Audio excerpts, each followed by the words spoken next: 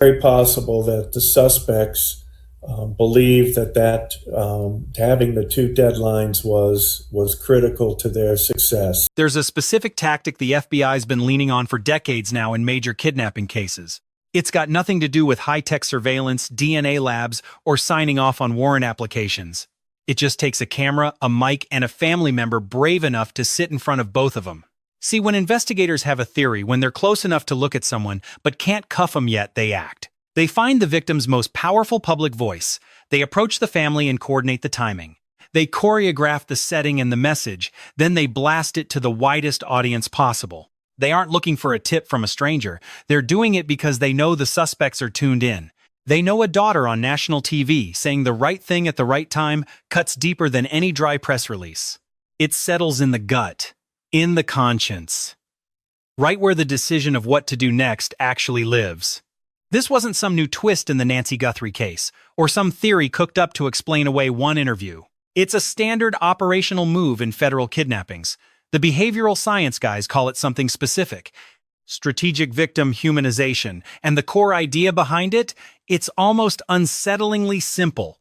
Suspects in these big cases don't usually see themselves as monsters. They've built a story, a version of reality they can live with, a logic, a way to keep a psychological wall between them and the truth. The whole point of strategic humanization is to tear that wall down, to shatter the distance, to make the victim so real their internal script can't handle it, to put a face and a story, and a daughter's raw grief right in the lap of the person who ripped that human being away. It makes it impossible to treat the victim as an abstraction anymore. What you're seeing here isn't just grief. It's the autopsy of a law enforcement operation, one that played out in plain sight on morning television. On the most watched show in America, they asked her, "Know anything?" "We don't know a thing. I don't know, yeah. Maybe it's because she's my mom. Maybe someone thought, hey, she's got money.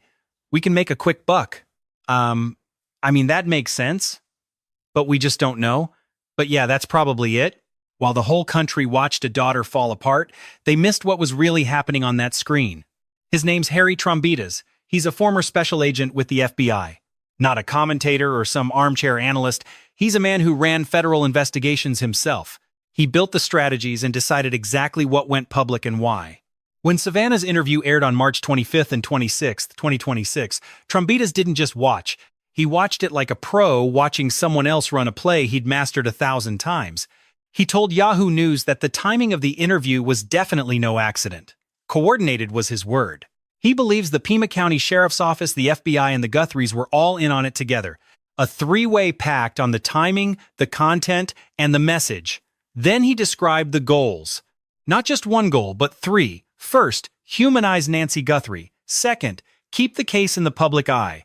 Reach people who still haven't heard. And the third, which Trombitas said straight up, no hesitation, was to get the suspects to do the right thing. That third goal changes everything about what you saw. On March 25th, persuade the suspects, not a witness, not someone with a tiny piece of the puzzle. These suspects, people, the investigation has already identified as being connected to Nancy Guthrie. People who are definitely watching, and the goal wasn't just to pressure them into surrendering. The goal was quieter and more surgical, to persuade them to do the right thing. That's moral language. It's the language of the conscience. It's an appeal to something inside a person who's living with a choice. They know what they've done, and they're sitting with that knowledge. Trombitas didn't stop there. In another interview with 10 TV in Columbus, he broke down the logic of this specific technique. He said in major cases, suspects obsess over the media coverage. They aren't just casual viewers. They're monitoring, they're checking to see how close the feds are and exactly what law enforcement is holding back. Cops are tracking everything, what's solid and what's still a secret. Every presser is a signal they're tuned into. Pharmacies and hospitals would be top of the list. It's a hell of a balancing act, deciding what to tell. You gotta decide how much to leak. Sometimes, putting info out there is what triggers that one crucial tip. A clerk might think, wait, some guy was just in here asking for that. Family interviews provide the data. Trombitas said investigators know this game well. This isn't just for the public, it's a signal on two frequencies. It's a communication channel running on two levels simultaneously. One's for the general audience, and the other? That one's for a room full of people who've never identified themselves. Then he said something veterans should hear. It contains way more information than it seems at first. He knows the cops have run this play before. He knows the strategy because he's the one who ran it himself. Will hold a presser or orchestrate something. He chose that word orchestrate for a specific reason. This isn't just a family being allowed to speak.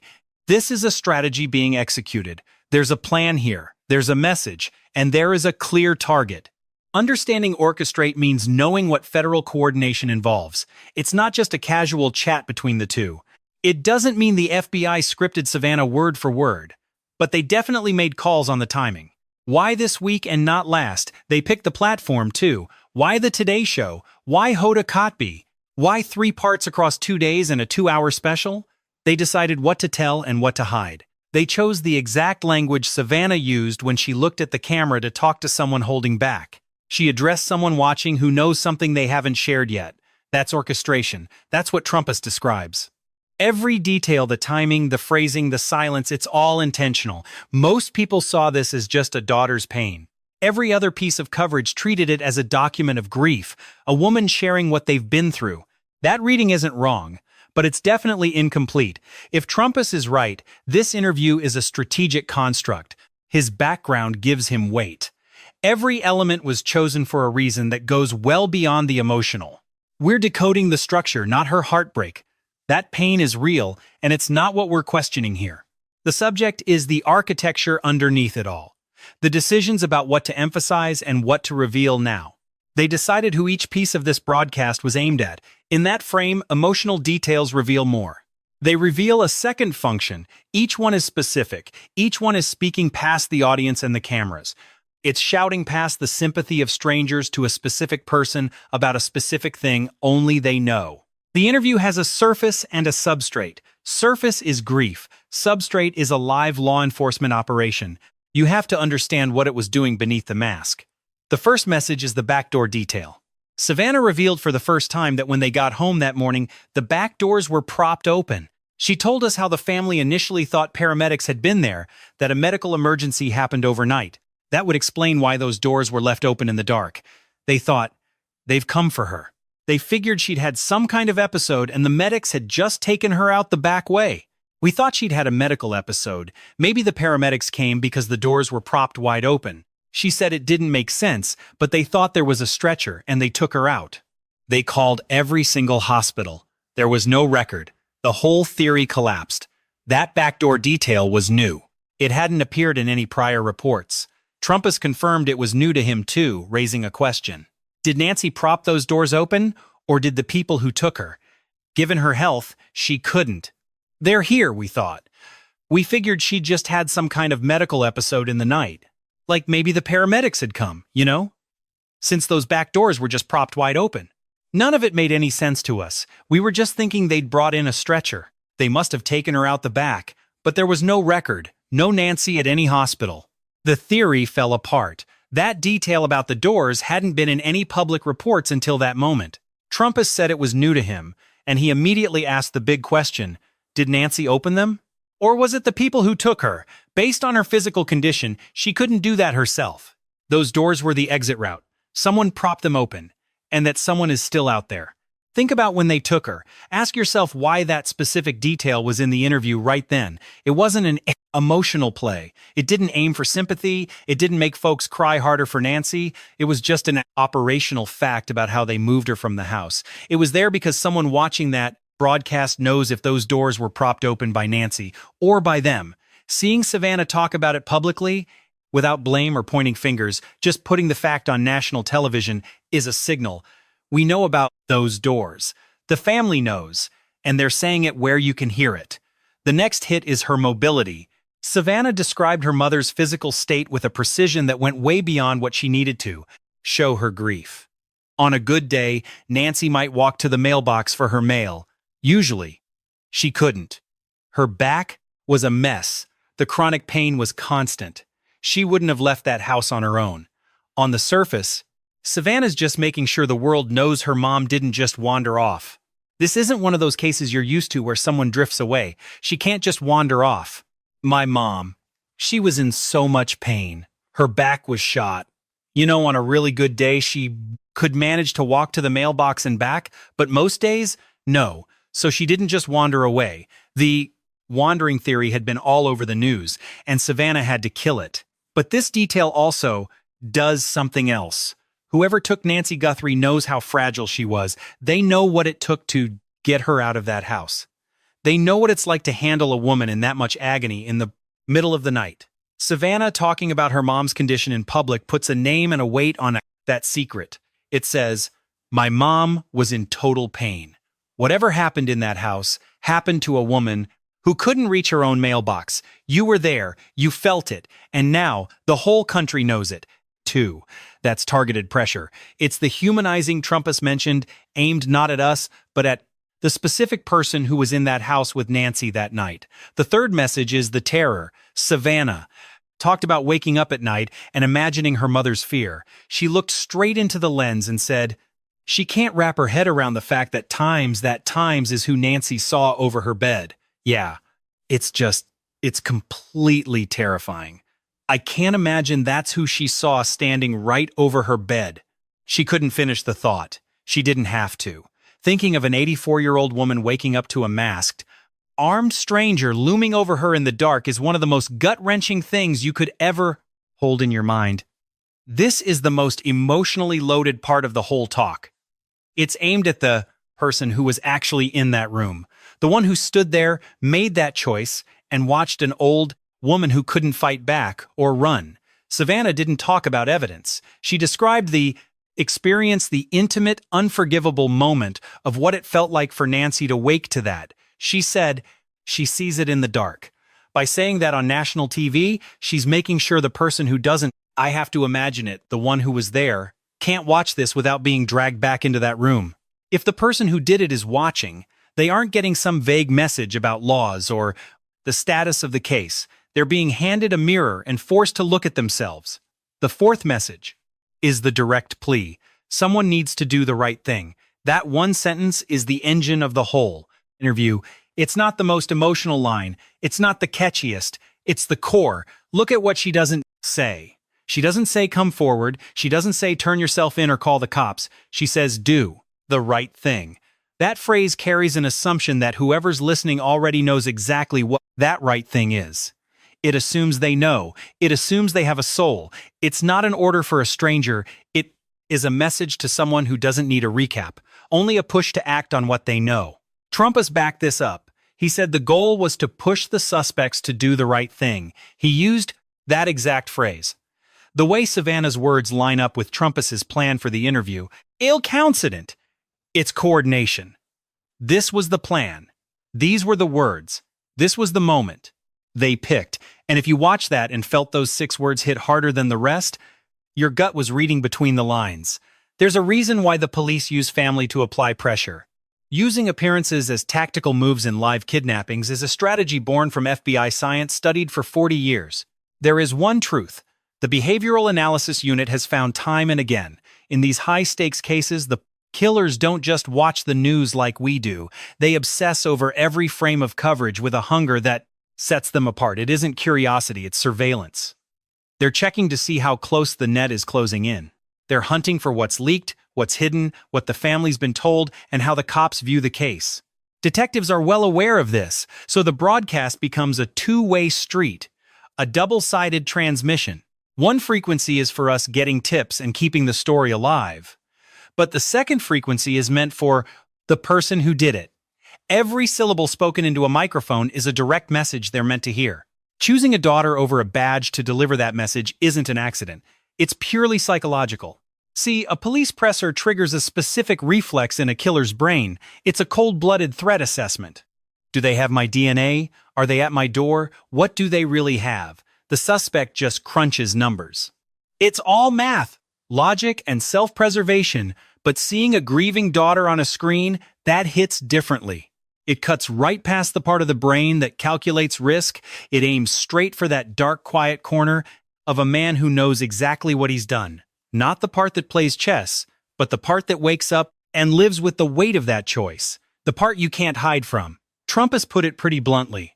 He said, the FBI uses these moments to humanize the victim. Anytime you go before the public and describe what kind of person was taken, what a great mother she was, how well-liked she was, it helps. It humanizes her. It creates a face. It forces a suspect who's seen the victim as a hurdle to jump to look at the human being they actually broke. Later, after the interview, Sheriff Nano went on the record. He told NBC Nightly News that his team thinks they finally figured out why Nancy Guthrie's house was hit. Not who did it yet, but why. They're leaning into the idea it was targeted, even if they aren't certain.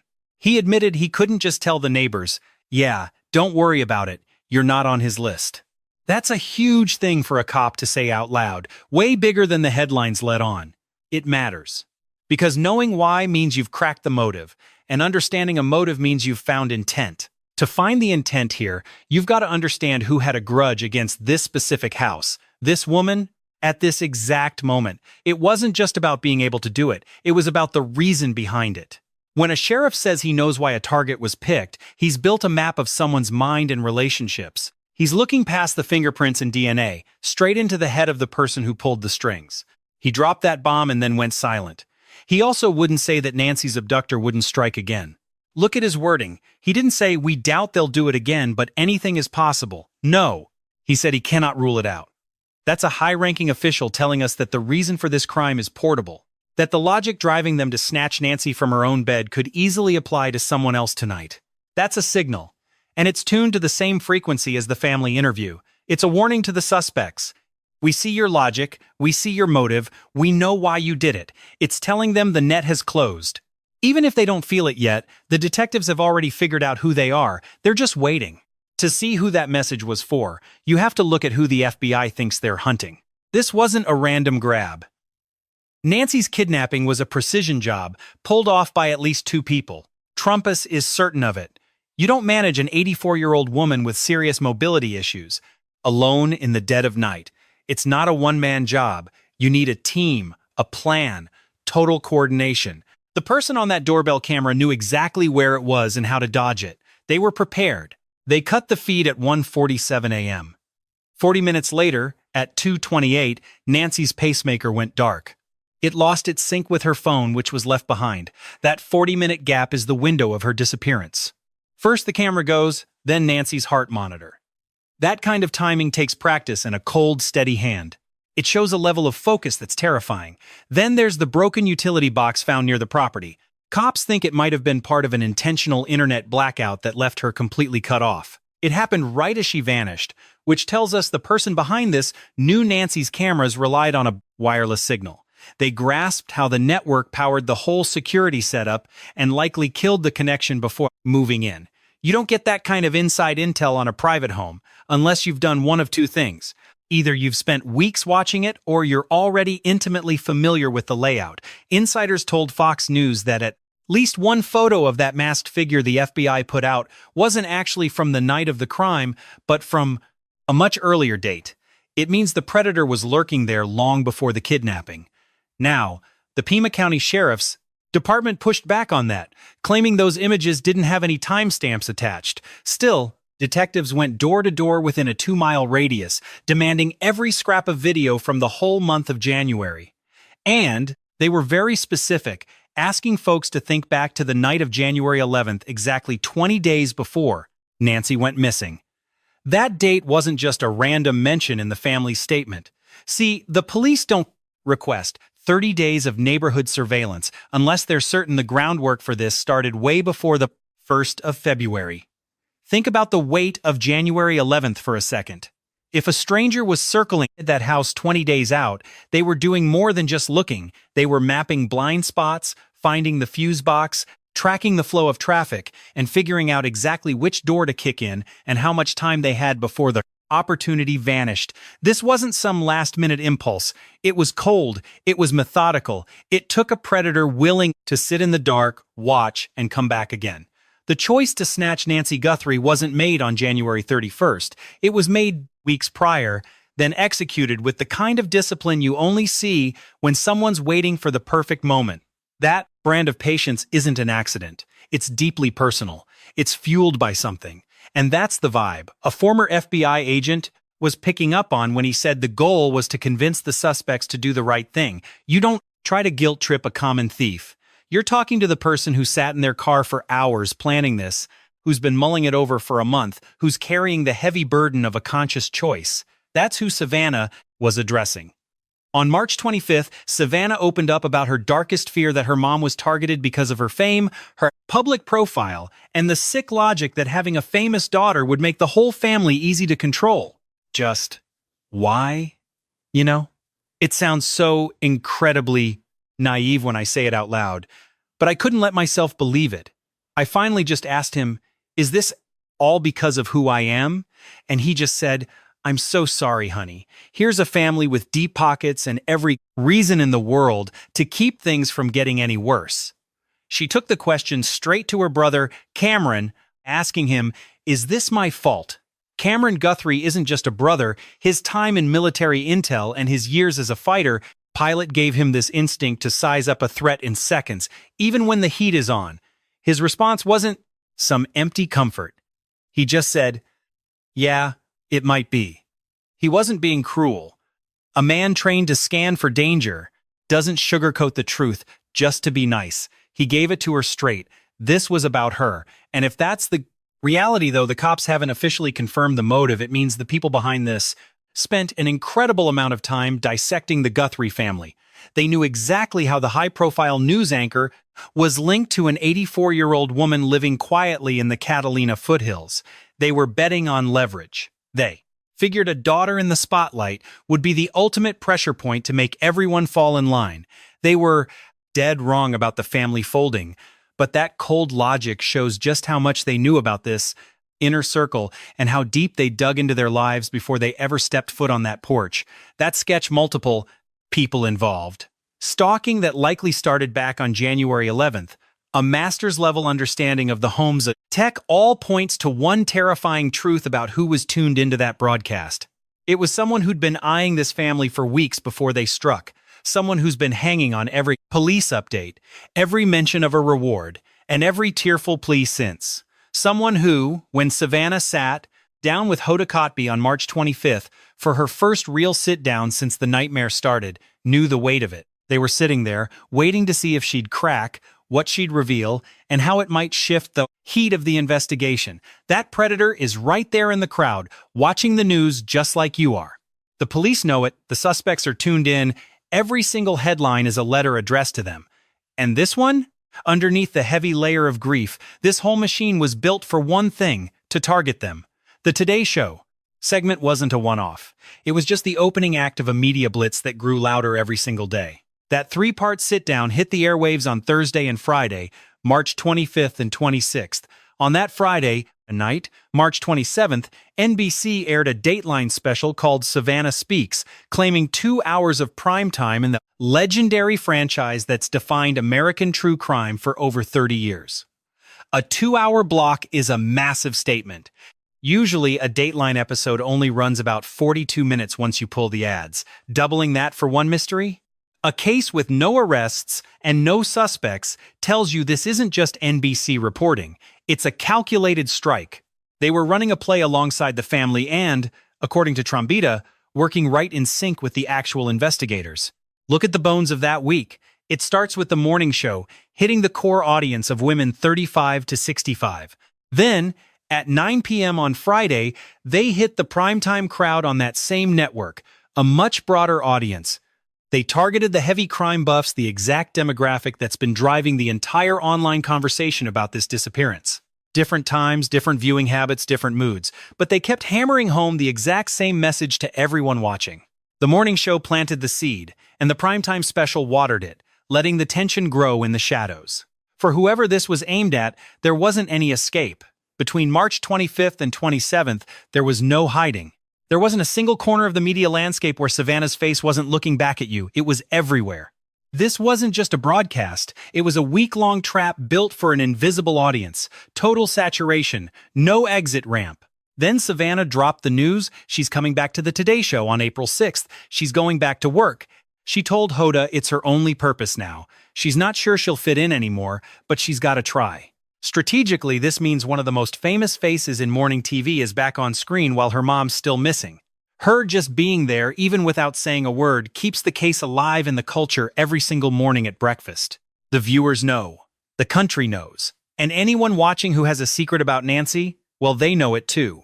They see that Savannah isn't folding. She isn't hiding or fading away. She's showing up day after grueling day. Every day she's in that chair is another day this case isn't over. The reward money is still sitting there.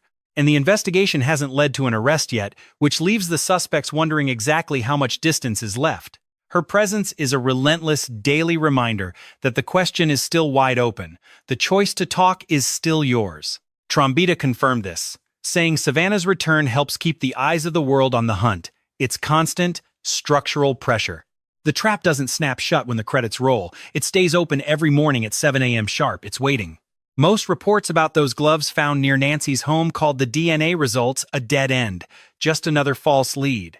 The FBI said the gloves looked like the ones from the doorbell video, but they belonged to a local kitchen worker. Traced back to a restaurant worker with no connection to the case. The reporting moved on, but this reveals something. This elimination tells us about how this person's mind works. That masked figure on the doorbell camera? They wore gloves. They didn't just grab them on a whim, they planned to wear them before they ever left for that house. They knew that touching any surface inside or out was a forensic risk, and they managed that risk with cold discipline. And those gloves found nearby, the ones that kept the lab busy for weeks, they didn't belong to them. Their own gloves weren't left behind, in a job that involved killing a camera and propping open a back door, and dragging an 84-year-old woman out of her bed in the dead of night. They didn't leave a single trace. That's not just a lucky break, that's operational discipline. That's someone who thought about every single thing they touched. They controlled their exposure. The one mistake they made getting caught on camera was an error they tried their best to prevent. The fact that they didn't leave a glove behind shows you just how much planning this whole nightmare actually required. Then there's the ransom notes. They weren't sent to the family, they went to TMZ and local Tucson news stations, rather than the family compound. Sending demands to newsrooms instead of the family is a very specific move. It creates this massive wave of public chaos while keeping the suspect far away from a direct line to the family. A demand sent to TMZ isn't just a note, it's a megaphone. It creates distance and silence. This is about building a wall of noise that makes a direct negotiation impossible. It's a game with no rules. A demand sent to TMZ is a move designed to make sure the truth stays hidden in the shadows forever. It's a demand that gets blasted across the news, analyzed by pundits, and forces law enforcement to respond in the public eye, rather than handling it quietly behind the scenes.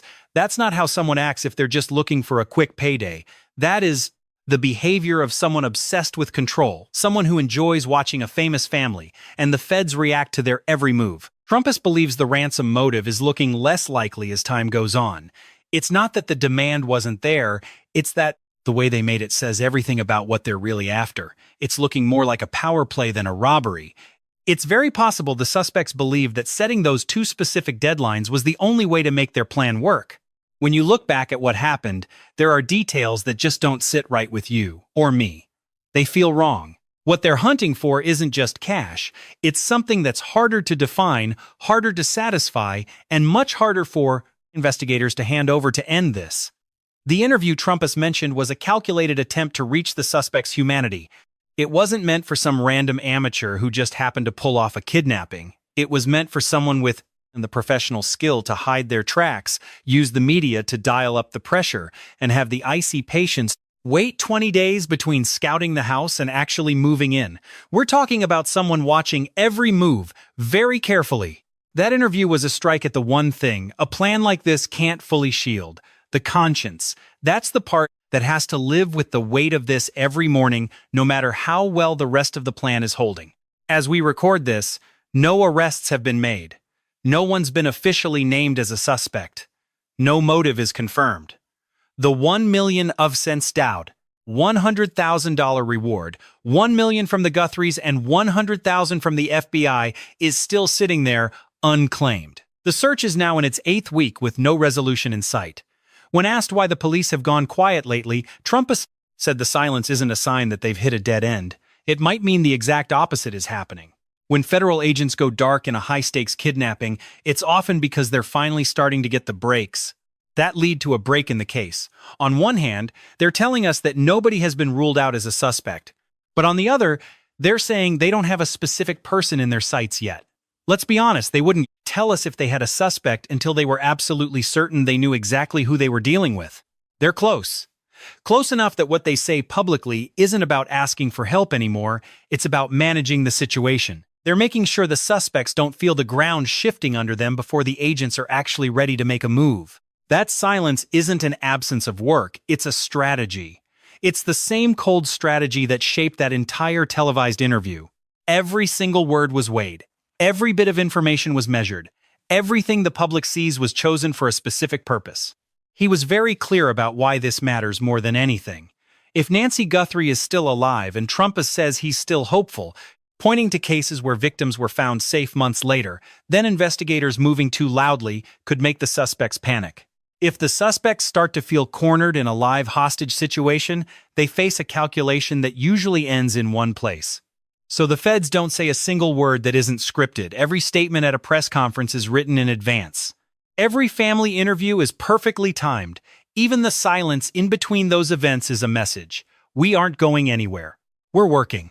And we aren't telling you how close we are. The silence and the interview are two sides of the same coin. The silence keeps the investigation safe by not showing their hand. The interview speaks to the suspect in that quiet space, delivering a message that law enforcement can't just say at a podium without giving away everything they've learned. Savannah didn't raise her voice. She didn't accuse anyone. She just described a woman with a quiet faith and a hard-earned strength. She talked about a woman who had to raise 3 kids on her own after her husband passed away when Savannah was only 16. A woman who was funny, with a bit of a mischievous streak in her humor. A woman whose faith was personal and tough. She never stopped being a mother to her children, even when they grew up to be famous and lived lives she never expected. To her, that house in Tucson was a sanctuary, the one place in the entire world that was truly, completely hers. And she was taken from it in the middle of the night in her pajamas, without her shoes, by people who were ready. People who had studied her home for weeks, who knew where the cameras were and which exit to take. They knew their timing. And then, with the full weight of that reality in the room, she looked right into the camera and made a plea. "Someone needs to do the right thing," she said. That line was calculated. The timing was set. That entire broadcast was, in the words of a former FBI agent, completely orchestrated. It was meant for one person, in one specific room, watching. He'd pulled this exact move himself. He'd personally orchestrated it. It was aimed at one specific person, in one specific room, watching up. It was a targeted broadcast, a vessel for the single piece of intel the cops were desperate for. They designed it to slip past the logical brain and find the place you can't outrun. The part that jolts awake at 3 a.m. The truth that stays heavy in the gut every single morning. Whether the targets felt the heat enough to make a different move, that's a question without a public answer. Not yet. But we finally know what that interview really was. It wasn't just a daughter mourning in front of the cameras. She was a partner, fully aware, working an operational strategy aimed at the monster who took her mother. A play built on decades of bureau profiling, unleashed on the nation's biggest stage, beamed into a room where someone sat holding the one secret the whole case hinges on. The trap was set with surgical precision and coordination, chasing 3 specific goals. They aimed it at a person sitting somewhere, crushed by the weight of their secrets. It's still open. Savannah Guthrie returns to the screen starting April 6th. Every morning she sits at that desk, with her mother still gone and the case wide open. The pressure stays on. If you've been following from day one, you know we dig deeper than the headlines. Every other news network just spat out the quotes and moved on. This story sits right in the middle of it. It takes an ex-agent's words and follows that thread all the way to its dark conclusion, January 11th. That specific night, the family begged the public to remember. The night investigators asked an entire neighborhood to scour a full month of surveillance footage. It's the single most ignored detail in the entire investigation. If you've seen something connected to that date, or if this breakdown shifted how you're seeing the bigger picture, speak up. This community spotted patterns long before the headlines ever do. That's just the reality. When this case finally breaks and something this coordinated, this relentless and laser-focused is heading for a collapse, and when it does, the truth will be waiting.